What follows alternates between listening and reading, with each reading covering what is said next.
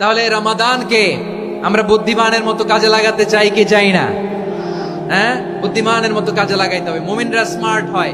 এই রমাদানে আমাদের কি করণীয়, কি বর্জনীয়, সংক্ষেপে 7টা করণীয় 7 মিনিটে, 7টা বর্জনীয় 7 মিনিটে বলে আমরা বিদায় নিব ইনশাআল্লাহ। বলেন, কেউ উঠা বসা করবো না ইনশাআল্লাহ। বলেন মাশাআল্লাহ, অনেক শান্ত। জি, আমার দিকে তাকান।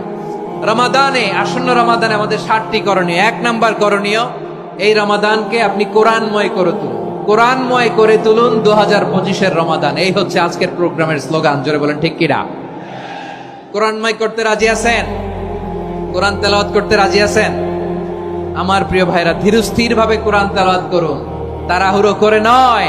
আনাস রাদিয়াল্লাহু তাআলা আনহু বলতেন, রুব্বা কারি লিল কোরআন ওয়াল কোরআনু ইয়ালআনহু। কোরআনের অনেক কারি আছে যারা কোরআন পড়ে কিন্তু সওয়াব পায় না, বরং আল্লাহর কোরআন তার বিরুদ্ধে আল্লাহর দরবারে নালিশ করে আর লানত করতে থাকে। আমরা কি ওইরকম কোরআনের তেলাওয়াতকারী হতে চাই? না।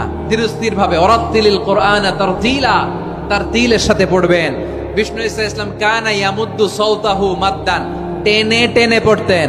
আলহামদুলিল্লাহি রাব্বিল আলামিন আর রহমানির রহিম মালিকি ইয়াউমিদ্দিন ইয়্যাকা না'বুদু ওয়া ইয়্যাকা নাস্তাঈন ইহদিনাস সিরাতাল মুস্তাকিম সিরাতাল লাযীনা আন'আমতা আলাইহিম গায়রিল মাগদুবি আলাইহিম ওয়ালাদ-দাল্লিন।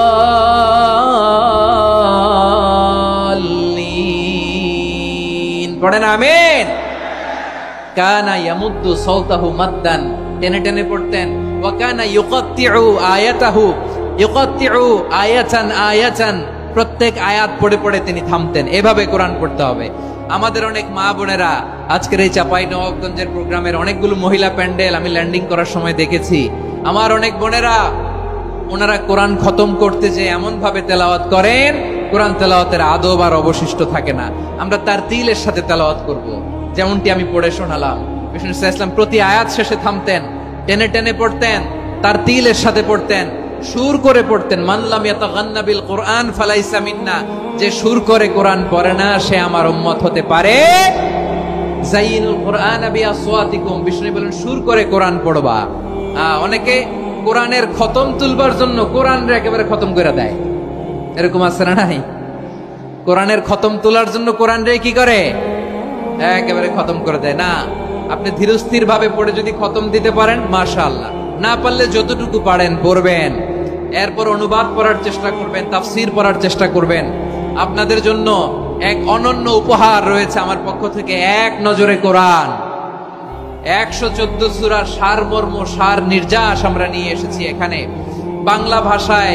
আমার জানা মতে খুব সম্ভবত এই প্রথম কাজ, কেউ করে নাই। আরবিতে পাবেন এরকম অনেক বই, ইংরেজিতে কিছু কাজ আমরা দেখেছি, কিন্তু বাংলায় পাবেন না। এত চমৎকার ভাবে আমরা সূরাগুলোর সারমর্ম, সার নির্যাস তুলে ধরার চেষ্টা করেছি। 5 পৃষ্ঠায় আপনি জেনে যাবেন এই সূরার সেন্ট্রাল থিম কি।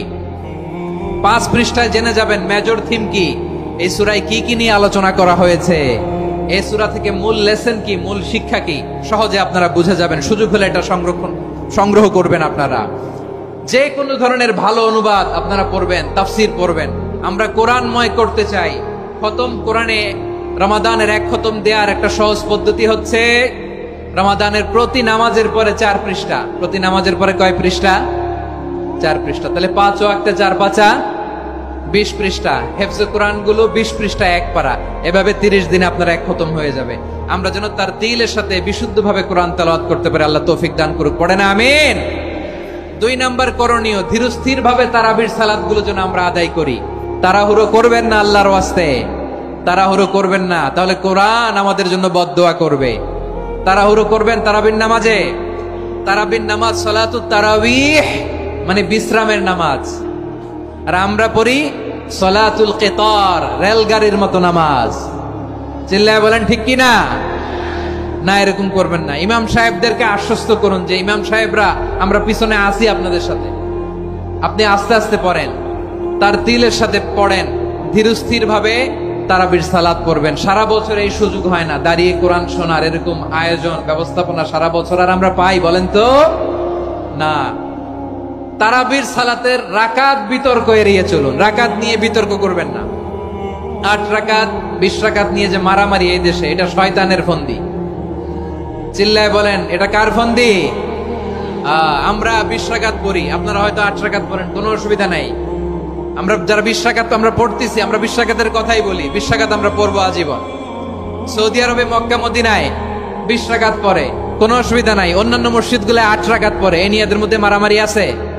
হ্যাঁ, এই জন্য রাকাত বিতর্ক এড়িয়ে চলবেন। প্রিয় ভাইয়েরা, আপনার আমল আল্লাহর কাছে কবুল হবে সংখ্যার বিচারে না উত্তমতার বিচারে? বলেন তো, সংখ্যার বিচারে না উত্তমতার বিচারে?